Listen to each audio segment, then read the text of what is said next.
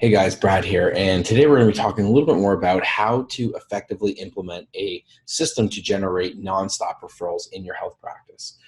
We're going to be going through a couple different topics today, and first we're going to talk a little bit more about what a referral system is. And really what the referral system is a way for you to get consistent, nonstop referrals coming into your practice. And when we're talking about referrals, we're talking about referrals generated from current patient base. So how we can really do this and why it's really important is so that you obviously are leveraging the current patients that you have who know, like, and trust you, have been getting really good results with your services, and getting them to share their experiences with other people who they might be colleagues, friends, family, and so on, and ultimately getting them to come into your world. So a couple things happen with referrals. One, they're pretty much guaranteed to invest in your services because they've got somebody else vouching for you. So they're higher quality, they're more likely to convert and be more compliant. They're also going to decrease your acquisition cost for patients. So for example, if I have one patient who comes to my health practice and I don't get a referral and it costs me, let's say, $50 to get that one patient. And on the other side, I've got one patient who comes in, it costs me $50, but they bring me another person. Now, all of a sudden, that costs $25 if you split because they brought you someone else. So what that allows you to do is save more money and leverage your marketing spend. So it's an absolute crucial thing to be able to install first is a referral-based system because it doesn't really cost you anything. If you look at the video from the group a couple of days ago, it doesn't cost you anything to really install, and it gives you a lot of benefit in terms of higher quality patients as well as decreasing your marketing spend. So how we can do that is by first understanding why people don't refer in the first place and why they do. So a couple reasons why, there's quite a few, but the top three that I really see are, number one, the patient doesn't know how to refer in the first place. So it's not like there was anything specific about, okay, this is the exact process on how to do it. Often people are very vague, and when they ask for a referral, they simply just say, hey, do you know anyone else that wants to come in? Or, here's my business card, give it to someone that you know. There's not an actual specific easy path for the patient to be able to bring someone to you.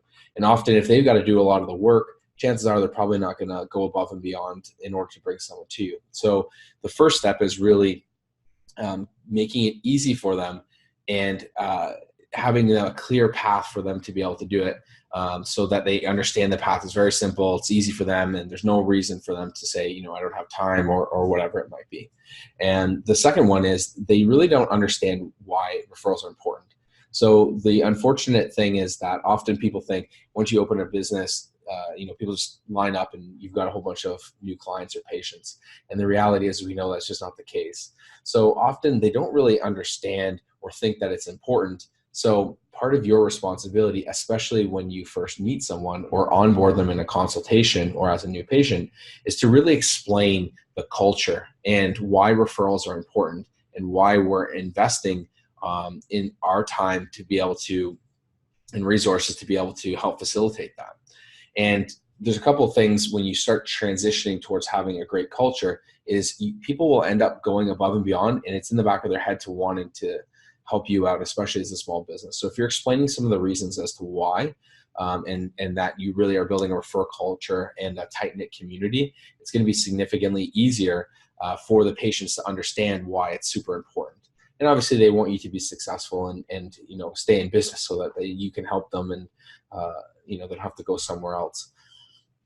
And one of the third things is that they had referred someone before, but the big problem with that was the person they referred didn't get the best service possible.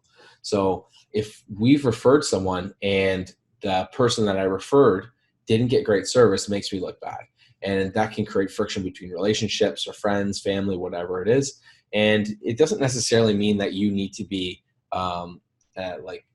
rude to them or anything like that. It just might be something as simple as I've seen, dealing with some clients, is that they actually don't prioritize referrals because that person, is not a premium client, and they're going to take someone who's been coming to them for years over referral. So they actually treat them differently. And that's, doesn't set a good first impression for someone who is excited to come in and obviously doesn't show that you value the referral as much as if you, treated them exactly the same, if not maybe even better than a current paying patient. So really being able to set the playing field as level, explaining to the patient that you're asking the referral from, listen, we're going to treat them just like a brand new client, paying client, no matter what. And I'm going to cherish the referrals, and this is really important to our relationship.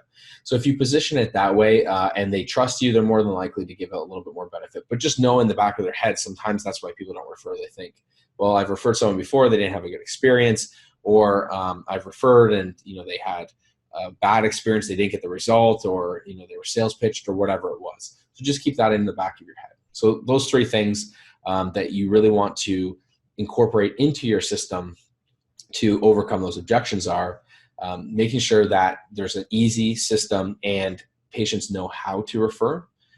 You want to make sure that there's the system in place so that they understand the importance of why referrals are crucial to your growth of the health practice from a cultural as well as a financial standpoint. And then you also want to make sure that they truly understand that you're going to take care of them, and that at the end of the day, you've got their best interests in mind, and you're going to help them in any way possible. And if for some reason you can't help them, you're going to take the best care possible and refer them perhaps to someone else who can help them a little bit better with their specific issue. So part of creating that system is first understanding why and overcoming some of those objections. Because if you don't start there first, what you end up getting is just hit with resistance.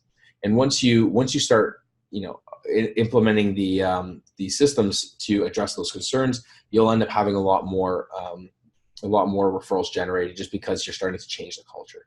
So the first step really is in getting the system going after that is embedding it into the patient journey. So you want to start right from when you're doing a consultation, right from when you're first talking to someone, explaining a little bit about your business and what you guys do. It is really telling them right from the beginning, during this process, we're a really tight-knit community, we're like family, and ultimately, once you start getting results from us and you're starting to see progress, we're going to be asking you for referrals. We also do different campaigns where you have an opportunity to bring friends or family to workshops or events, or even just winning specific gifts or whatnot you might have for a campaign. So instilling it into their head and telling them, listen, we're going to be asking you for your referrals during the process of your time here is going to be already subconsciously starting to tell them, this is important. I think one of the biggest mistakes that people make is they actually don't ask for a referral right away. And there's different people's opinions, and they'll say, well, the person needs to get results from me first and so on.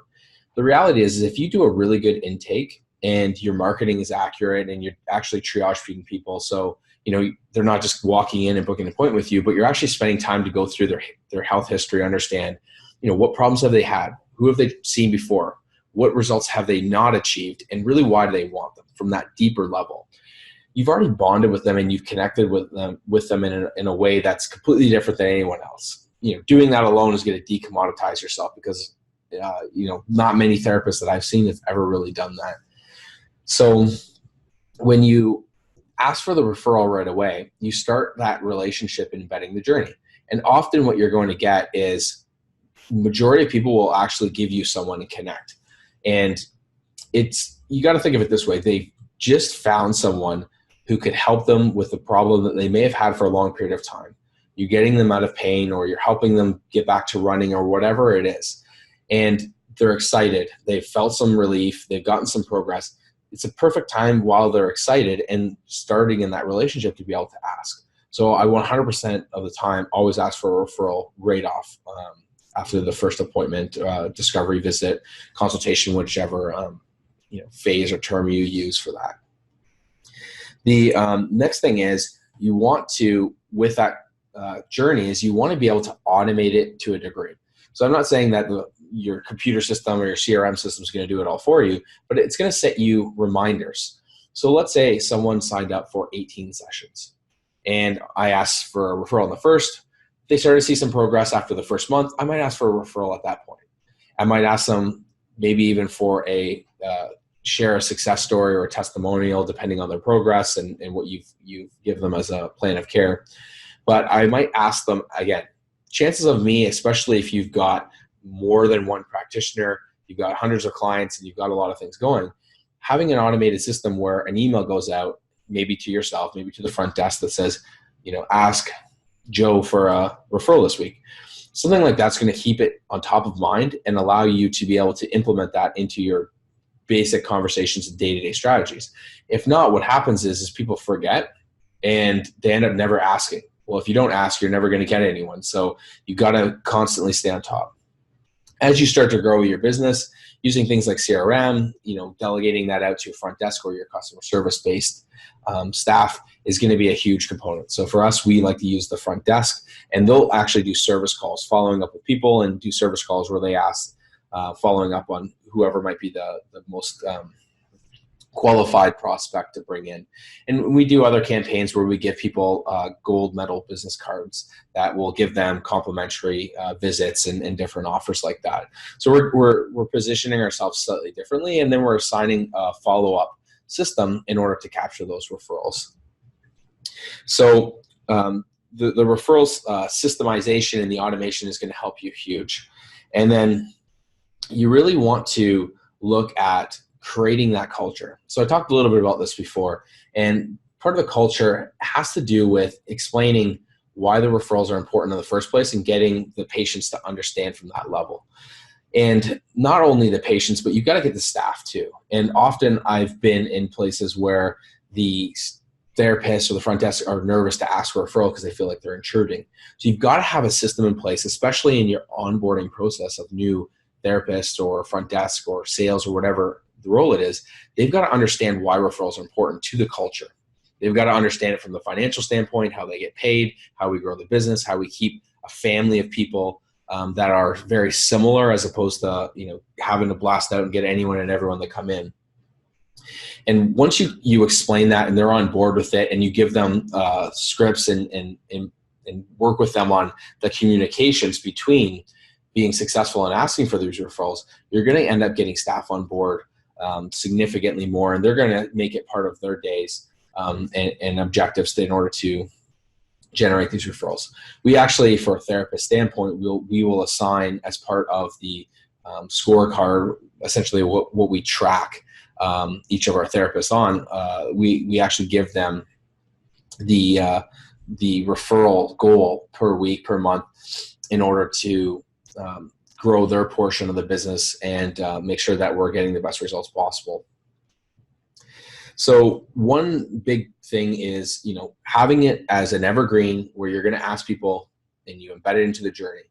So what we also do to supplement that is we plan out campaigns for referrals. And I'll give you two of them. There's probably 12 or so that we use, and we use them a bit in the modules that we go through in terms of the 90-day surge program. And the two ones that work really well are doing a workshop and family and friend based event. So if you've got some space and you've got a larger amount of clients, it's really beneficial to have a night. And even if you're a solo practitioner, what we've done is sometimes they'll rent a room somewhere. They'll be able to rent a room or a hall or some place to be able to bring their clients to. It doesn't really cost that much money. You can get some basic catering done or whatever. It might cost you $200 or $300, but ultimately, if you end up bringing in a large amount of clients, it's going to be super beneficial.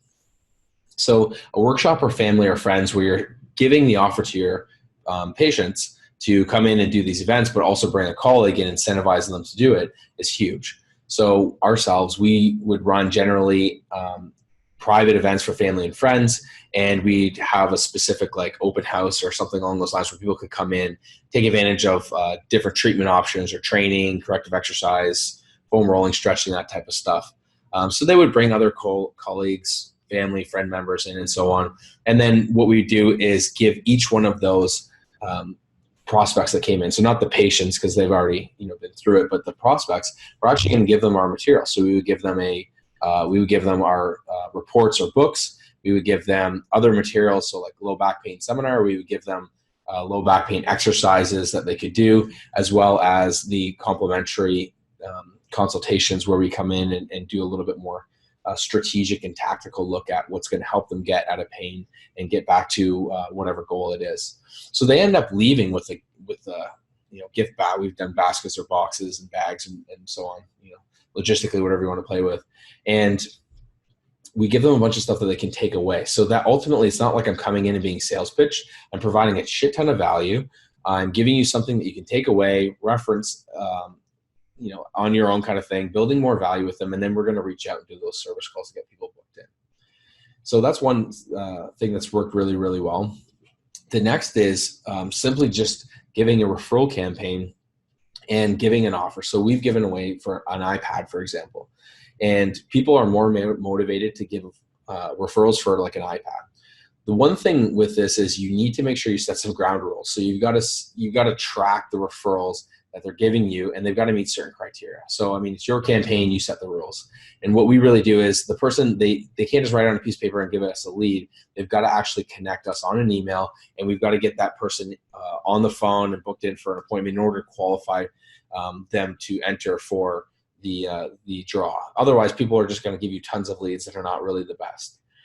So with those systems, we plan them out during the year. Again, we systematize them so that we know if we're going to run a workshop with family and friends, we've got a system to be able to capture those leads coming in. We've got a back end to be able to nurture or follow up with those people. And ultimately, they're in your pipeline, and eventually they will come through. So we go through more of the systematization, there we go, in the 90-day Surge module program. So you can basically just drag and drop it, swipe file, and you can replicate what's worked for us and some of the other health practices that we work with. So those are really the big things there. Is you've got to make sure that you've got an automated and systematized both front end and back end with everything that you do in terms of this referral campaign. The first one that you got to nail is you got to embed it into your patient journey so that every person who comes in, you're getting some sort of referral from them, and you're following up with them to ensure that they are giving you referrals. And then you also want to create campaigns during the year where you're able to incentivize referrals, whether that's a draw for like an iPad or you're doing a live event, workshop with family and friends and so on. So there's just a couple strategies that you can utilize. Again, we talk a little bit more about it in our other modules, but I'm hopeful that this video will give you a little bit more insight and some ideas that you can use right away that are really easy to implement based on some of the suggestions. So if you have any questions about this video or how to set up a system for you or whatnot, leave a comment below or send me a DM. And what we'll do is we can schedule a time for us to chat, generally about 30-40 minutes, just talk a little bit more about your business and see about what's the best strategy about setting up your referral-based system to get new patients to come to you on Autopilot every month, and start to merge your culture so that ultimately you're able to get these new patients and build a tighter-knit family culture while reducing the amount of money it costs to acquire clients that ultimately you can put back into your business and grow. So thanks again, and leave a comment below, and I'll be sure to get back to you. Thanks.